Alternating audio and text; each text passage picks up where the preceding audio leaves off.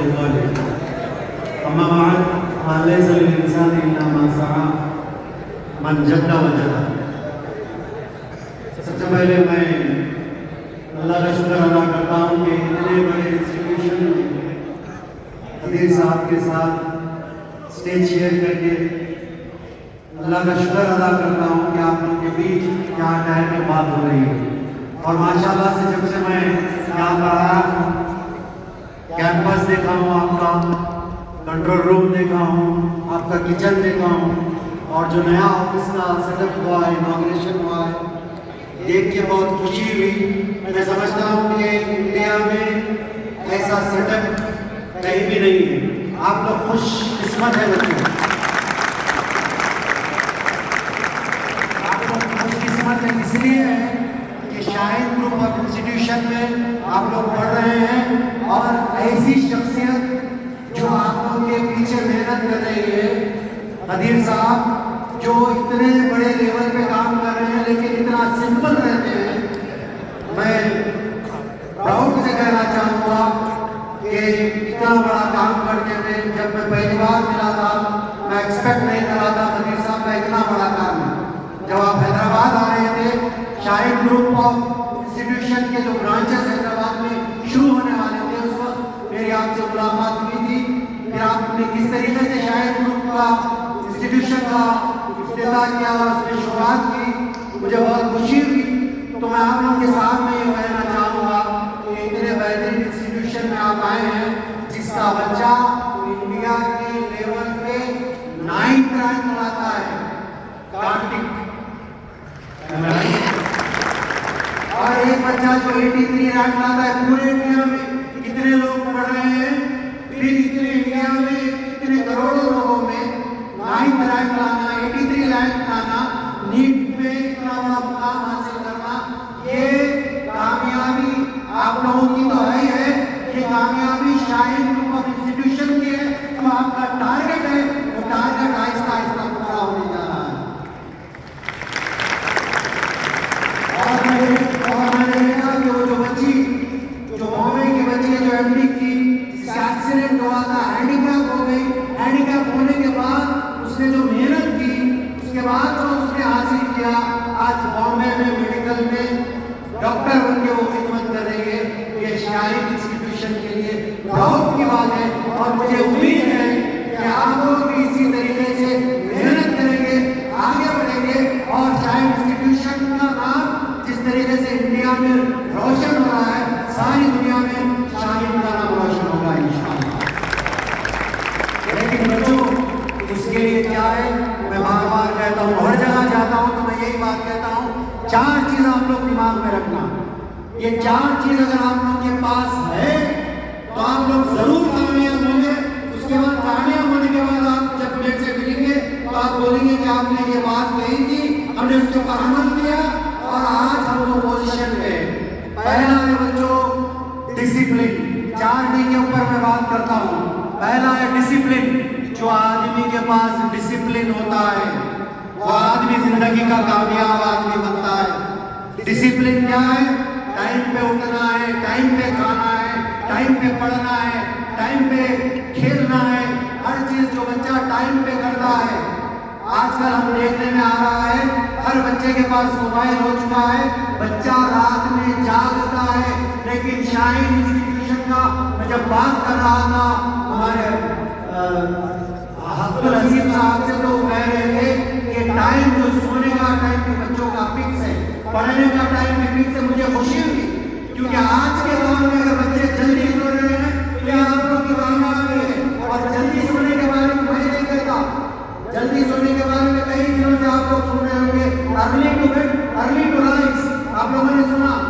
लेकिन ये बात 1400 साल पहले अल्लाह ताला कुरान में सूरह नमा में लिखी है, वजअलना लैला लिबासा वजअलना नहारा माशा। हमने तुमको रात दी है ओढ़ने के लिए, आराम करने के लिए, और दिन दिया है काम करने के लिए। और साइंस वाले के 10:30 से लेके 4:30 का जो टाइम है वो हमारे सिस्टम को रेस्ट देने की जरूरत है।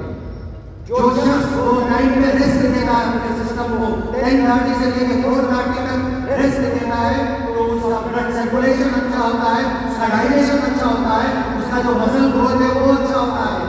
लेकिन वो टाइम पे आजकल के बच्चे, यहाँ के बच्चे नहीं, आजकल के बच्चे जाग रहे हैं और वो सिस्टम को डिस्टर्ब कर रहे हैं। सिस्टम को डिस्टर्ब करते ही क्या होगा, ओबीस हो जाएंगे। सिस्टम को डिस्टर्ब करेंगे, शुगर आ जाएगी। सिस्टम को डिस्टर्ब करेंगे, माइंड शार्प नहीं होगा। सिस्टम को डिस्टर्ब करेंगे, आप लोगों को बीमारी जल्दी आ जाती है जो देर से सोता है, और जो जल्दी सोता है जल्दी उठता है उसका माइंड भी शार्प होता है, क्योंकि उसको अच्छा रेस्ट मिलता है। मिलने के बाद वो जब काम करता है तो क्या होता है, उसका ब्रेन शार्प होता है।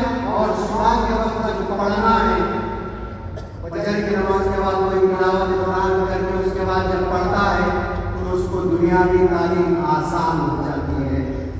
शाहीन का जो काम है मैंने देखा, मुफाजी कराम कभी भी नहीं पढ़े। मुफाजी कराम ने सिर्फ कुरान पढ़ी, मुफाजी कराम ने मदरसे में पढ़ा, लेकिन उस मुफाजी कराम को जो कभी कॉलेज को नहीं गए थे, कभी स्कूल को नहीं गए थे, शाहीन का इंस्टीट्यूशन के निकाम में 18 महीने का कोर्स, 18 मंथ्स का कोर्स करा के उनको इंग्लिश की तालीम, मैथ्स की तालीम देते हुए 10th का उनको एग्जाम निकालेंगे। ये कामयाबी है शाहीन की और उन बच्चों की कामयाबी है। तो आप लोग मैंने कहा, पहला है डिसिप्लिन, दूसरा है डेडिकेशन, तीसरा है डिटर्मिनेशन, और चौथा क्या है मालूम बच्चों, जितने बच्चे पूरे बच्चे, कोई मुसलमान, कोई हिंदू, कोई ईसाई, कोई, सारे बच्चों के लिए मैं कह रहा हूँ, चौथा जो है ना, माँ बाप की दुआ है बच्चों। माँ बाप की दुआ लेना, ये बहुत इंपॉर्टेंट पॉइंट बता के मैं आप लोगों को जा रहा हूँ। जो बच्चा माँ बाप की दुआएं लेता है वो बच्चा यहाँ पर भी कामयाब होता है और वहाँ पर भी कामयाब होता है। इसीलिए माँ बाप की दुआएं लेना है बच्चों। क्यों लेना है माँ बाप की दुआएं? मूसा अलैहिस्सलाम का वाक़या मैं आप लोगों के सामने रखना चाहूँगा। ये तमाम लोगों के लिए, जैसे मुसलमानों के लिए नहीं है, सब लोगों के लिए, हर धर्म के लिए माँ बाप पिता का सम्मान करना, माँ की पिता की दुआ लेना, हर बच्चा बच्ची का ये काम है कि माँ बाप की दुआ लेना है। क्यों? मूसा अलैहिस्सलाम दूर पे जाना चाहते हैं। मूसा अलैहिस्सलाम कौन? जो मैसेंजर थे अल्लाह के, जो अल्लाह से बात किया करते। मूसा कलीमुल्लाह का जिसको खलक मिला, याद मिला था, उनको टाइटल मिला था मूसा कलीमुल्लाह का, जो अल्लाह से बात किया करते थे। मूसा कलीमुल्लाह दूर पे जाना चाहते हैं, मूसा कलीमुल्लाह दूर पे चढ़ना चाहते हैं। अल्लाह ताला आवाज के कहता है मूसा रुक जा। मूसा अलैहिस्सलाम परेशान हो जाते हैं, अल्लाह मैं आपसे बात भी नहीं किया, मैं अभी दूर पे चढ़ा भी नहीं, आप मुझको रुकने के लिए कह रहे हैं। अल्लाह क्या बात है अल्लाह, आप मुझको रुकने के लिए क्यों कह रहे हैं? तो बोले मूसा ये ना समझना मूसा, तुम नबी है बोलकर तुम्हारी हर बात सुनते थे मूसा। मूसा तुम जब घर से निकलते थे मूसा, तो तुम्हारी माँ दरवाजा बंद करते हुए ये दुआ करती थी, है अल्लाह मेरा बेटा मूसा जिद्दी है, कुछ मांग रहे तो दे देना। तो मूसा तुम्हारी माँ जब दुआ करती थी तो हम तुमको हर चीज अदा करते थे मूसा। मूसा आज तुम्हारे पीछे जो दुआ के लिए 4 हाथ उठते थे मूसा, वो 4 हाथ नहीं रहे मूसा। मैंने तुम्हारे माँ बाप को तबाही मौत दे दी, तुम्हारे माँ बाप आज इस दुनिया में नहीं रहे मूसा। आज मांगना तो संभल के मांगना, चाहे तो हम देंगे चाहे तो रद्द कर देंगे। मूसा बिन इमरान सजदे में झुक जाते हैं और अल्लाह ताला से आह बका करना शुरू करते हैं। का मतलब है मूसा अलैहिस्सलाम को भी माँ बाप की दुआओं की जरूरत थी। सोचिए हमको कितने माँ बाप की दुआओं की जरूरत है। माँ बाप जिनके राजी उसका अल्लाह भी राजी, जिनके माँ बाप खुश उसका अल्लाह भी खुश, जिनके माँ बाप नाराज उनका अल्लाह भी नाराज। इसीलिए कुरान इसके बारे में कहता है अनिश्कुरूली वलिवालिदै, क्या है बनी इस्राइल क्या है, वक़ज़ा रब्बुका अल्ला ताअबुदू इल्ला इय्याह व बिल वालिदैनि इहसाना। पहले अल्लाह की इबादत करना है, किसी की इबादत नहीं होगी। फिर उसके बाद अल्लाह ताला कह रहे हैं तुमको एहसान किसके साथ करना है, अपने वालिदैन के साथ एहसान करना है। जितने बच्चे यहाँ बैठे हुए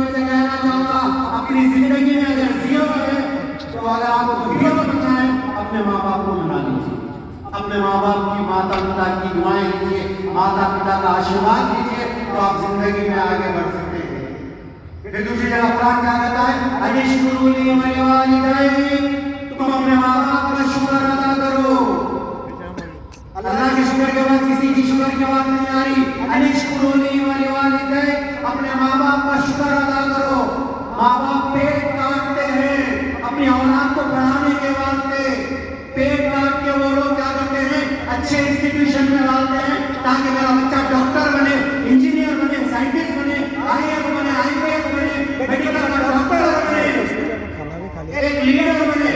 माँ बाप पेट काटते हैं, तो माँ बाप का क्या करना है, अनिश्कुरूनी वलिवालिदैनि, अपने माँ बाप का शुक्र अदा करना है। लेकिन बच्चा जब कॉलेज में आ जाता है, ट्वेल्थ में आ जाता है और माँ की हाइट में आ जाता है, या बच्ची या बच्चा माँ की हाइट में आते ही माँ बाप से छिड़की से बात हो। मेरे पास कई कॉल्स आते हैं, कहते हैं कि बच्चा मेरी हाइट में आ गया, जब मैं बच्चे से बात करूँ, हाँ करेंगे, हाँ नहीं जाते, हाँ नहीं करते, बारिश से इसी बात हो रही। माँ कुछ कहेंगे, वहाँ नहीं खाते, घर में बाहर जाके खाते, हाँ जा रहे। आज माँ बाप से छिड़की से, आवाज से बात हो रही है। बच्चों, इसके ऊपर कंट्रोल करने की जरूरत है। मुझे पक्का यकीन है शायद ग्रुप ऑफ इंस्टीट्यूशन में आपको ये बात सिखाई जा रही होगी, लेकिन मैं आप लोगों से कहना चाहूंगा, क्यों, अगर आप आवाज से बात करेंगे तो कुरान इसके बारे में कहता है, अपने माँ बाप को उफ की आयत आई है, अपने माँ बाप को उफ तक मत करो। और जब इनसे बात करो तो क्या करो, नरमी से बात करो, मोहब्बत से बात करो, प्यार से बात करो। तो माँ बाप की दुआएं लेके तो आप लोग कामयाब होंगे। और हार्ड वर्क करेंगे बच्चों, 100% चाहिए अपने, 90% से काम चलने वाला नहीं। क्या है, शायर क्या कहता है, आज जो जमाना है, दौर जो है कॉम्पिटिटिव दौर है, शायर कहता है, परों को खोल जमाना उड़ान देखता है, परों को खोल जमाना उड़ान देखता है, जमीन पे बैठ के क्या आसमान देखता है, मिला है हुस्न तो इस हुस्न की हिफाजत कर, संभल कर चल, तुझे सारा जहान देखता है।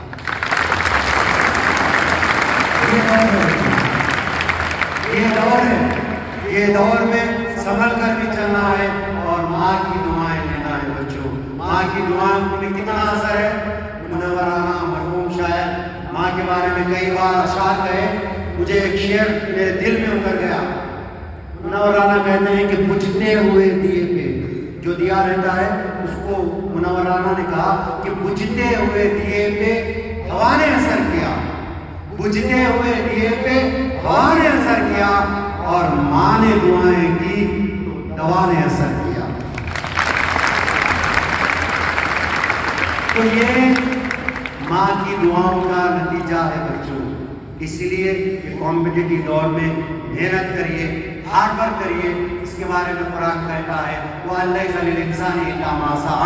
अगर इंसान मेहनत करे तो अल्लाह ताला उसको कामयाब।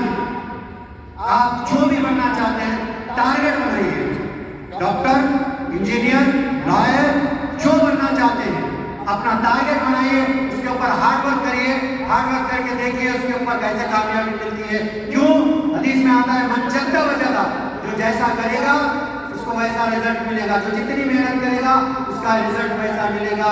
आप लोग इसी तरीके से मेहनत कीजिए, क्योंकि हमने मेहनत की। आप लोगों के सामने जो मैं ठहरा हुआ हूँ, मैंने 30 साल बॉडी बिल्डिंग में मेहनत की। 3 डिकेट्स कंप्लीट हो चुके हैं मेरे, और 3 डिकेट्स में मुझे मिस्टर वर्ल्ड में सिल्वर मेडल हासिल हुआ लास वेगस में। आंध्र प्रदेश में पहला बॉडी बिल्डर था जो मुझे कामयाबी मिली।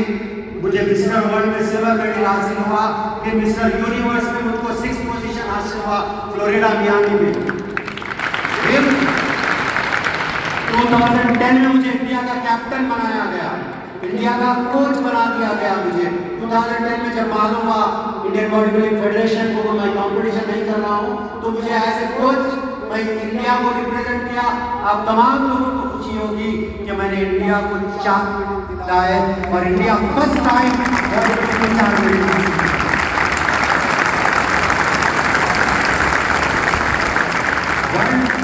लेवल पे इंडिया को 4 मेडल हासिल होना बहुत बड़ी बात है बच्चों। मैं अपनी तारीफ करने के लिए नहीं कह रहा हूँ, मैं इसलिए अपनी बात कह रहा हूँ, आप लोग भी अगर मेहनत करेंगे वहाँ तक पहुँच सकते हैं। और सिर्फ छोटा नहीं सोचना, बड़ी सोच रखना, बड़ी सोच रखना, बड़ा टारगेट रखना। शायर क्या कहता है कि तरक्कियों के दौर में, तरक्कियों के दौर में उसी का जोर चल गया, तरक्कियों के दौर में उसी का जोर चल गया जो बना के अपना रास्ता भीड़ से निकल गया। तो इस कंपटीशन के दौर में मेहनत करिए, आगे बढ़िए और अच्छी डाइट लीजिए। यहाँ पर आपको अच्छी डाइट मिलती है, लेकिन इसके अलावा आप लोग कुछ स्पेशल लेना चाहते हैं तो मैंने अभी वहाँ पर स्पीच में मैंने कहा था उबला हुआ एक अंडा लेना ज़रूरी है। उबला हुआ अंडा लीजिए, सेब लीजिए, दूध लीजिए और अखरोट का इस्तेमाल कीजिए। ये 4 चीज़ आप ज़रूर लीजिए। आपकी बॉडी भी अच्छी होगी, आपका माइंड भी शार्प होगा। ये 4 चीज़ ज़रूरी है अपनी बॉडी को। और ये वो ख़राब चीज़ें मत लीजिए। अच्छी डाइट लेंगे तो क्या अच्छी बॉडी होगी और आपकी हेल्थ अच्छी होगी तो आप अच्छा पढ़ सकेंगे। और जैसा आपके पास पीटी का पीरियड होता है, जो भी गेम है आधे से 1 घंटा खेलना ज़रूरी है। अपने शरीर को आधे से 1 घंटा थकाना ज़रूरी है। अभी मैं सुन रहा था जब बच्चे पीटी कर रहे थे तो आप भी वहाँ पर वार्म के लिए खतीब साहब गए थे, तो आधा से 1 घंटा सबके लिए, हम सब तमाम लोगों के लिए ज़रूरी है। और जो प्रैक्टिस करता है, पीटी करता है, उसका माइंड, उसका ब्लड सर्कुलेशन अच्छा होता है और उसका माइंड शार्प होता है। और माइंड शार्प होगा तो जाहिर सी बात है आप एक अच्छे स्टूडेंट, फर्स्ट क्लास स्टूडेंट बन के उभरेंगे। इन्हीं बातों के साथ मैं शुक्रिया अदा करना चाहता हूँ शाइन ग्रुप ऑफ इंस्टीट्यूशन का। आप लोगों से बात करने का मुझे मौका दिया गया, जज़ाकल्लाह खैर। मैं दुआ करता हूँ अल्लाह ताला यहाँ के जो स्टूडेंट्स हैं, अल्लाह ताला ऐसे ही तमाम स्टूडेंट्स को बेहतरीन डॉक्टर, बेहतरीन लॉयर, बेहतरीन लीडर, बेहतरीन IAS ऑफिसर, IPS ऑफिसर, जो भी आप बनना चाहते हैं, अल्लाह ताला आपके मकासद में आपको कामयाब करे। इन्हीं बातों के साथ मैं शुक्रिया अदा करता हूँ। जज़ाकल्लाह खैर। अस्सलाम वालेकुम।